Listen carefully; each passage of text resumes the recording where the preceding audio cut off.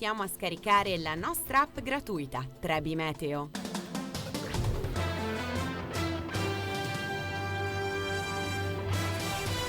I temi di economia, di società e di finanza su Babboleo News. Cosa succede in Liguria col sottoscritto Fabrizio Valenza e con il professor Marco Cassinis. Ben trovato, professore. Buongiorno Fabrizio, buongiorno agli ascoltatori. Esperto economista e docente universitario. Subito partiamo parlando di grande bellezza.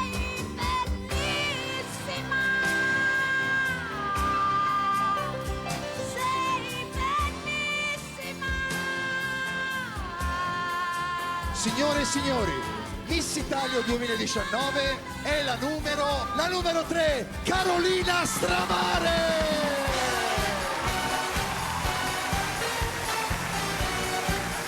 È caldissimo, ho pochissime parole da dire, sono estremamente emozionata.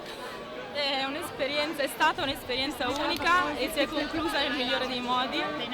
E me la porterò sempre nel cuore. Beh, certo, immagino, insomma, l'esperienza di Miss Italia, Carolina Stramare, la vincitrice. Perché parliamo di Miss Italia, professore? Beh, parliamo di bellezza come chiave di lettura di un evento importante, appunto Miss Italia, e la vincitrice di questa edizione, fascia della Lombardia, come provenienza la condividiamo geografica. Un po', se vogliamo, noi liguri e lei che invece che è lombardo. Esatto, più o meno sì, lombardo. Sì, io da milanese, ma comunque lei sta a Vigevano, esatto. Quindi nel Pavese, ma è nata in Liguria, quindi sì. non so se abbia fatto un passaggio veloce in Liguria, comunque ci lascia qualche strascico territoriale. Certo. Avevamo un'altra Miss invece, questa proprio ligure, che era Maria Laurea Caccia, che era la Miss B-Match a proposito di sponsor, invece questa era ligure.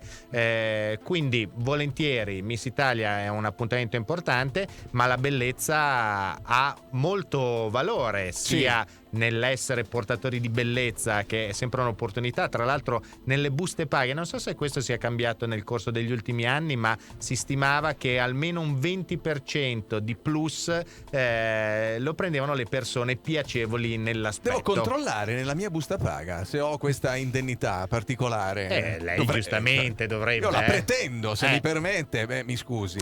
E no. Quindi Miss Italia, che è anche un contenitore, evidentemente, che muove un'economia. Infatti noi non anche ci pensiamo, locale. Economia sia nazionale che internazionale, perché poi esistono anche le Miss Universo, la Miss Italia nazionale, eccetera, ma i concorsi di bellezza, se parliamo solo di concorsi, economia del territorio certamente, perché poi sono quelli maggiori e blasonati, ma ce ne sono tanti a livello locale, o le tappe di quelli maggiori, nel senso che Miss Italia, per esempio, si dipana su tutto lo stivale per le sue varie tappe. E se andiamo a pensare, c'è un'economia, come giustamente suggeriva, che va dall'organizzazione della tappa nel piccolo locale, quindi chi ci lavora, almeno 4, 5, 10 persone che ne curino l'organizzazione, service, l'audio, il presentatore, queste cose qui, tutte le miss che si muovono, perché alcune sono delle professioniste del concorso, perché negli anni, quando parliamo di come va la scuola, possiamo anche pensare di come va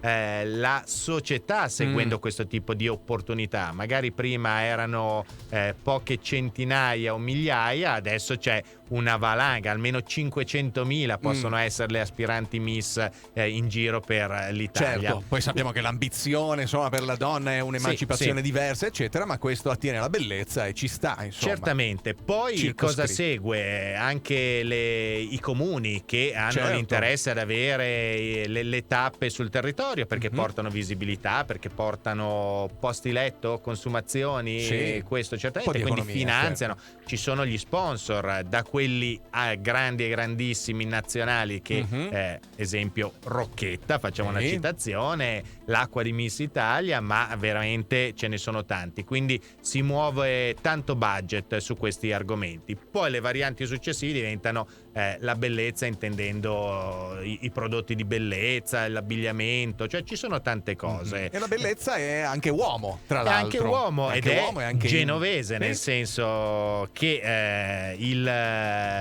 mister più bello d'Italia per quanto riguarda la parte gay è stato vinto da Mattia Martone, che credo sia un bartender che sta su Roma, però Genova in questo caso è doppiamente protagonista su tutti i tipi di bellezza. Questo certamente sì. Una bellezza che è anche in un evento che stiamo vivendo proprio in questi giorni a Genova.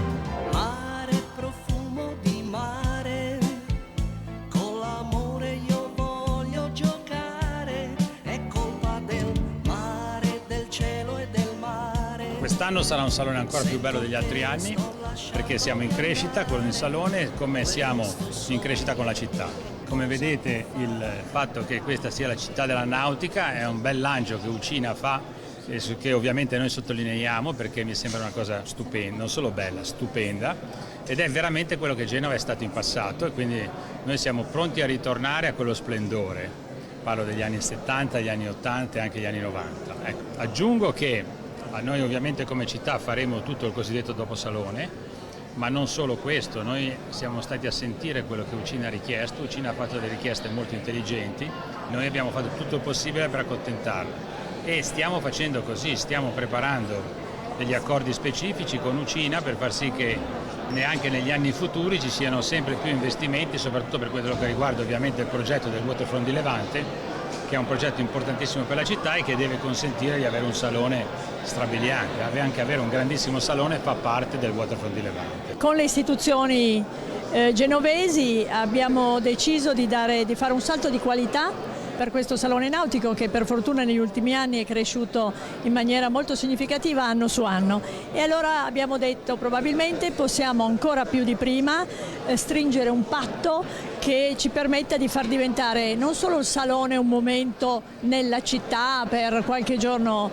all'anno, ma che il salone, un po' come succede con il Salone del Mobile a Milano, superi i muri, nel nostro caso le darsene del salone, e diventi un evento vissuto da tutta la città, e ci siamo spesi tutti in questa direzione. Il Salone Nautico di Genova, nelle parole di Marco Bucci, sindaco di Genova, e di Carla De Maria, che è presidente dei Saloni Nautici.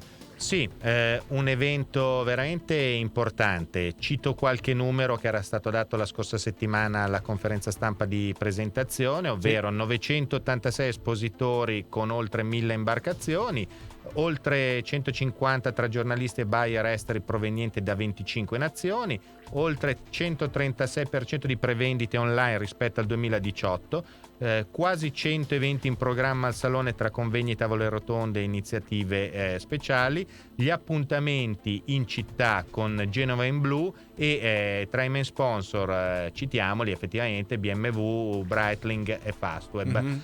Questo per rispondere a chi si sta domandando in questi giorni: perché devo sopportare tutto sto traffico io? Cosa me ne viene in tasca?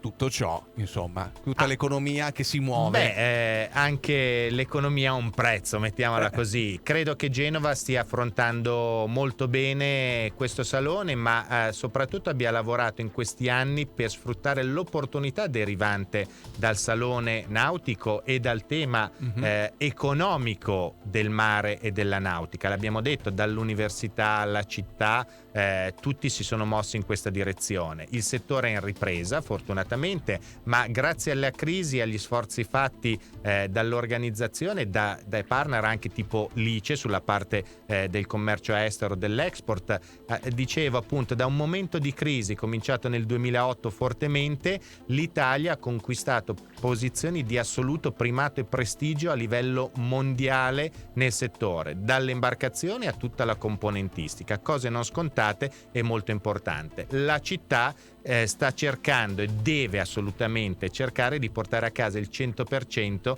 di queste opzioni. Parliamo di economia, di società, di finanza, ma anche di bellezza in questo appuntamento qui su Babboleo News. Cosa succede in Liguria? Andiamo ad ascoltare i fatti principali dalla nostra regione in sintesi, poi torniamo parlando ancora di bellezza.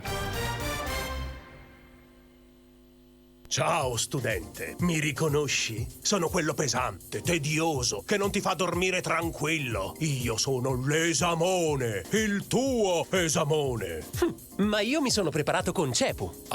Nessun esamone resiste a Cepu. Cepu ti aspetta a Genova in via Serra 6, 010 5530 431. Dal 19 al 24 settembre, l'eccellenza della nautica internazionale ti aspetta a Genova. Oltre 1000 imbarcazioni, accessori, componenti, presentazioni esclusive e prove in mare. 59esimo Salone Nautico. Acquista i biglietti su salonenautico.com. Arredare casa è una sfida. Ogni giorno migliaia di persone sono alla ricerca di qualità e prezzo. Il mercato ci chiede di più. Ma abbiamo i migliori prodotti, arredatori esperti e seguiamo il cliente per 10 anni. Serve un'idea. Da oggi, nuovi accordi con i produttori per dare un contributo in più. Ah, così la cucina Desirée, che costava più di 5.000 euro, oggi, con sconto più contributo, potremmo venderla a meno di 2.500 euro. Il contributo. Da oggi nei punti vendita Asta del Mobile. Il 28 settembre Ovada incontra il Piemonte. A Casa Wallace Cremolino dalle 16 in poi. Vino, cibo e musica. Degustazione dei vini di Monferrato, Langhe e Roero, accompagnati dai piatti dello chef stellato Tommaso Arrigoni. È un'iniziativa del Programma di Sviluppo Rurale del Piemonte finanziata dal FEASR, Fondo Europeo Agricolo per lo Sviluppo Rurale. L'estate sta finendo, ma un'altra bellissima stagione sta per iniziare. Quella del Teatro Nazionale di Genova. Silvio Orlando, Ero Spagni, Elio, Moni Ovadia, Milvia Marigliano, Marco Paolini, Ugo Di Ghero, Umberto Orsini, Simone Cristicchi, Ambra Angiolini, Gabriele Lavia e altri protagonisti del teatro italiano e internazionale. Abbonati e accendi le tue serate. teatronazionalegenova.it. Babboleo News. Cosa succede in Liguria? Con il rito dell'alza bandiera ha preso il via la 59esima edizione del Salone Nautico di Genova. Questa mattina per la cerimonia inaugurale alle 10:30 è arrivato il ministro ai trasporti e alle infrastrutture Paola De Micheli. Oltre 1000 imbarcazioni nell'area della fiera e 986 espositori. Salone Nautico che andrà avanti da oggi fino a martedì 24 settembre. Tragedia questa mattina intorno alle 7 sulla sopraelevata di Genova. Un uomo di circa 70 anni è stato investito nei pressi della rampa di collegamento con il casello autostradale di Genova Ovest. Il pedone con sé non aveva documenti e sembrerebbe essere stato un senza fissa dimora di origine svizzera. Resta da capire perché si trovasse a piedi sulla sopraelevata. L'uomo è morto sul colpo. Ripercussioni e forti disagi si sono registrati nelle prime ore della mattinata su tutta la viabilità in zona San Pier d'Arena. Sciopero degli addetti degli appalti ferroviari domani in Liguria. La causa, detta dei sindacati, la mancanza di una soluzione alle problematiche del settore che occupa circa 450 persone. Da tempo i lavoratori chiedono un'inversione di tendenza, la frammentazione dei lotti da parte degli appaltatori. In attesa di risposte concrete, gli addetti si fermeranno domani per l'intera giornata, prevedendo un volantinaggio alla stazione di Genova Principe.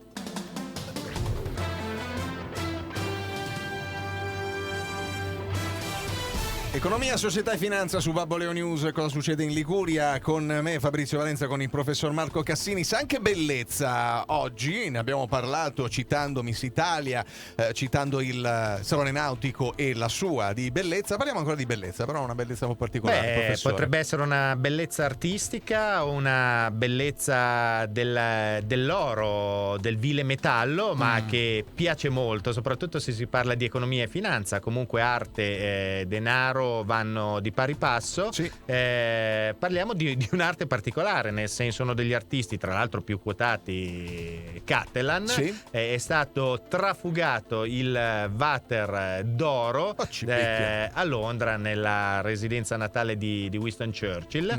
Direi che è interessante capire il valore di questa operazione. Innanzitutto era un'opera d'arte, come capita per Catalan, molto a misura d'uomo e molto comunque scioccante per quello che è la quotidianità.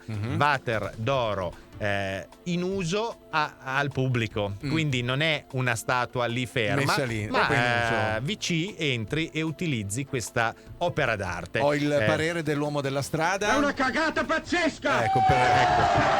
Tra l'altro per rimanere in tema. Anche con gli applausi, ecco. Sì. Quindi 92 minuti di applausi. Ecco. per 103 kg d'oro, quindi 92, 103 e il valore, qui mi chiedo se è il valore dell'opera in quanto tale o il valore dell'oro, che tra l'altro negli ultimi anni in notevole rialzo, è quasi raddoppiato, oltre 5,4 milioni di euro.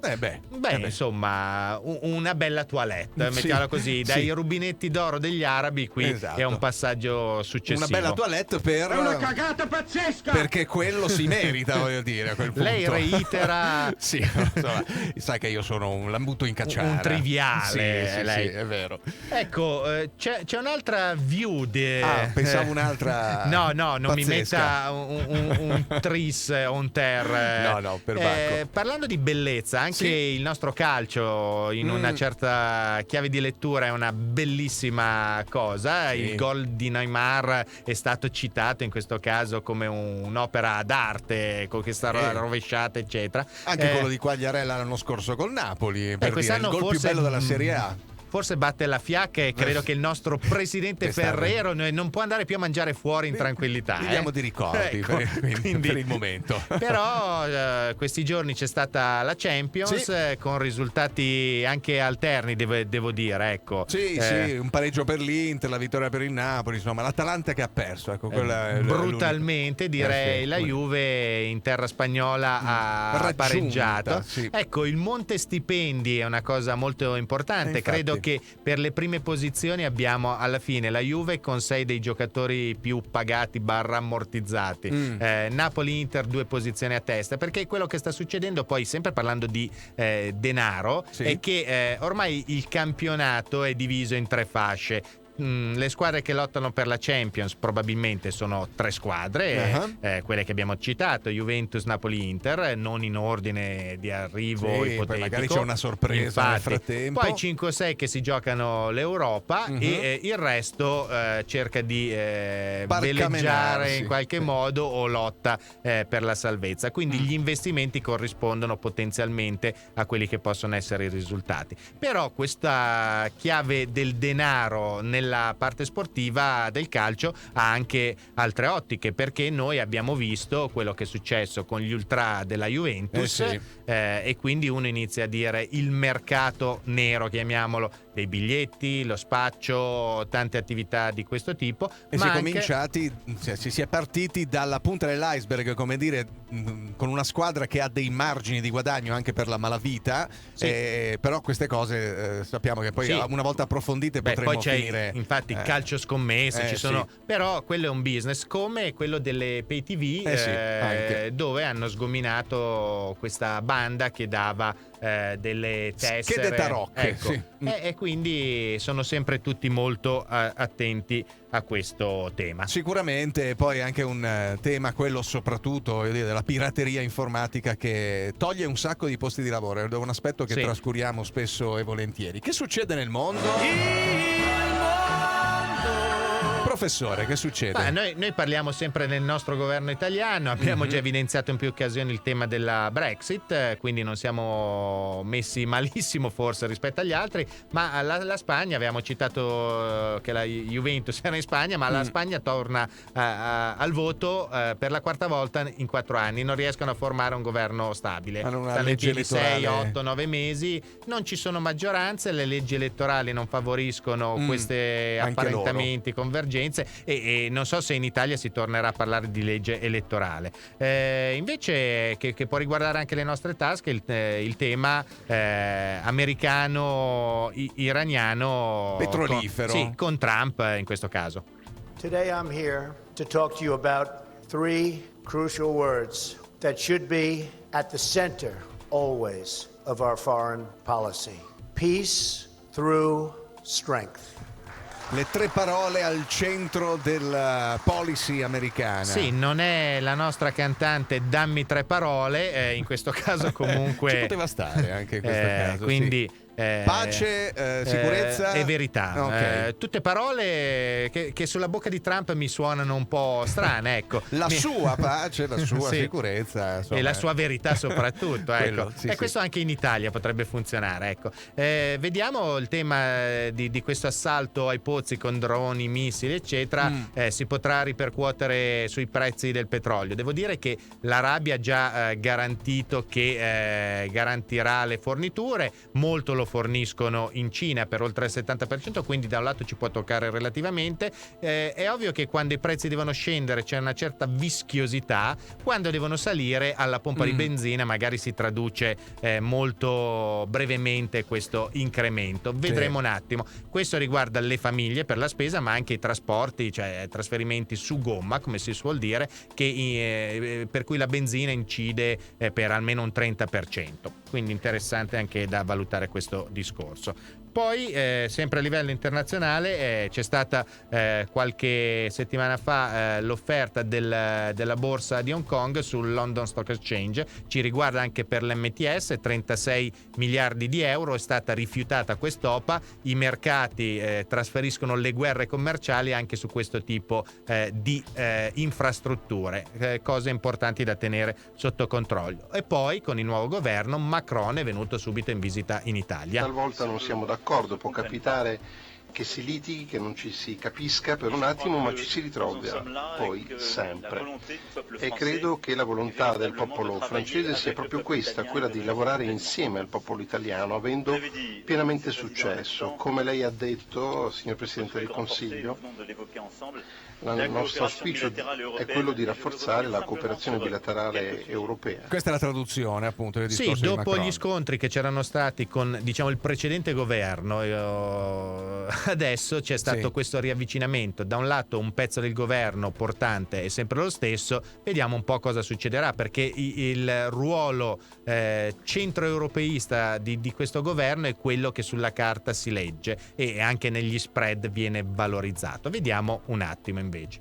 Torniamo a casa nostra. Molto spesso una crisi è tutt'altro che folla, un eccesso di lucidità. Noi abbiamo consegnato anche a questo governo quella che è la nostra piattaforma e quelle che sono le nostre proposte per il rilancio di questo paese. E naturalmente la cosa che possiamo cogliere favorevolmente è che prima di arrivare alla definizione della legge di stabilità, che sarà entro la metà di ottobre, c'è un impegno nelle prossime ore, nei prossimi giorni definiremo un calendario, sia per avere un altro incontro dove a questo punto il governo dovrà dire concretamente cosa intende fare oltre ai titoli, e allo stesso tempo definiremo anche una serie di tavoli, chiamiamoli tematici, di approfondimento di una serie di materie. Penso tutta la questione degli investimenti e del mezzogiorno, penso a tutta la questione che riguarda la riforma fiscale, penso a tutta la questione che riguarda il rinnovo dei contratti nazionali di lavoro, penso a tutte le questioni che riguardano la politica e le politiche attive,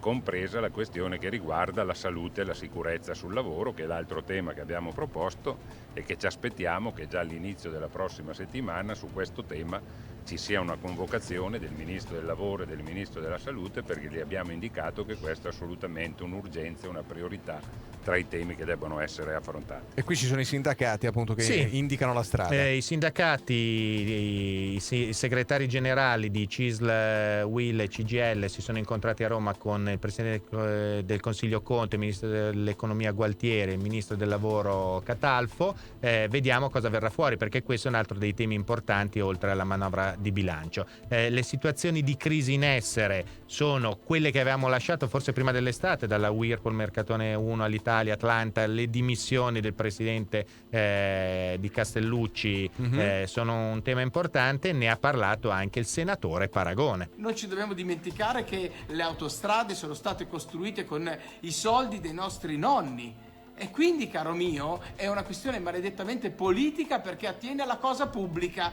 E se tu non sei capace di tenere e di mantenere un qualcosa che ti è dato in concessione, ma che, ripeto, è una concessione di un qualcosa che in origine è pubblico, ok? Allora tu non sei degno di mantenere quella concessione, quindi revoca senza fare i furbetti.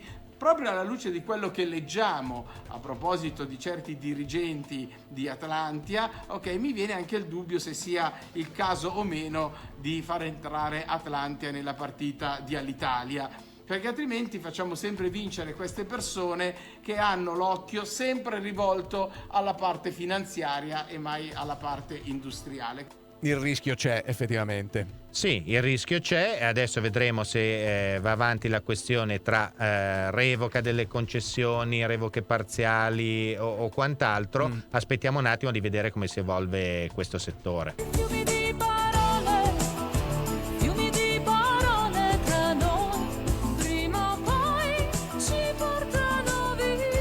La vicenda è molto semplice, noi abbiamo bisogno di non collegare questa storia con la vicenda dei ministri e del governo, noi abbiamo bisogno di fare una cosa molto semplice, di restituire alla politica la passione, l'entusiasmo, il divertimento, la gioia. Quello che è accaduto in questi anni l'abbiamo visto tutti, polemiche, discussioni. Penso che un modello novecentesco di partito come quello che noi abbiamo dentro il Partito Democratico non sia nelle condizioni di rispondere al meglio alle esigenze di... È esattamente questo il momento per evitare polemiche, tensioni e discussioni.